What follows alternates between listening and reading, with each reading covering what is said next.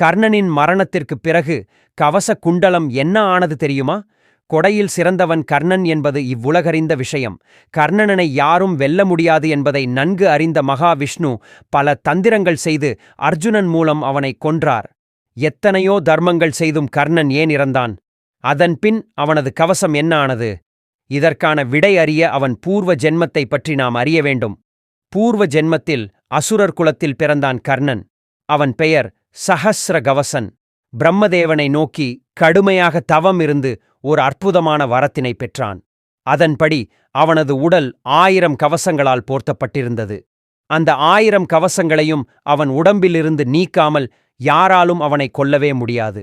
அந்த கவசங்களை நீக்குவதும் அவ்வளவு எளிதல்ல.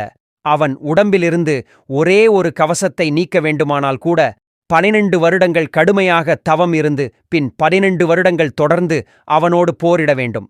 ஒரு கட்டத்தில் சஹஸ்ர கவசனின் கர்வம் தலைக்கேற அவன் தேவர்களையும் மக்களையும் துன்புறுத்த துவங்கினான். இதனால் தேவர்களும் அனைத்து உயிரினங்களும் மகாவிஷ்ணுவிடம் தஞ்சமடைந்தனர். அவர்களை காக்க முடிவு செய்த விஷ்ணு நரநாராயணர்களாக அவதரித்தார். நரன் 12 வருடங்கள் தவம் புரிய நாராயணன் சஹஸ்ர கவசனோடு தொடர்ந்து போரிடுகிறார். இது பல 100 வருடங்கள் தொடர ஒரு கட்டத்தில் சஹஸ்ர கவசனுடைய 999 கவசங்கள் அறுத்தெறியப்படுகிறது. இந்த நிகழ்வு நடந்து கொண்டிருக்கையில் பிரம்ம பிரளயமே ஏற்பட்டு விடுகிறது. அதனால் சஹஸ்ர கவசன் மீதமுள்ள ஒரு கவசத்தோடு சூரியலோகத்தை சென்றடைகிறான். அதன் பின்னர் தனது மறு ஜென்மத்தில் ஒரு கவசத்தோடு சூரியபுத்திரனாக கர்ணன் என்ற பெயரில் அவதரிக்கிறான் சஹஸ்ர கவசன். மீதமுள்ள அந்த ஒரு கவசத்தையும் அறுத்தெறிய வேண்டும் என்பதற்காகவே மகாவிஷ்ணு பல முயற்சிகள் எடுத்து அதை இந்திரன் மூலம் அறுத்தெறிந்தார். பாண்டவர்கள் 12 ஆண்டுகள் வனவாசம் சென்றது 12 வருட தவத்திற்கு சமமாக கருதப்படுகிறது.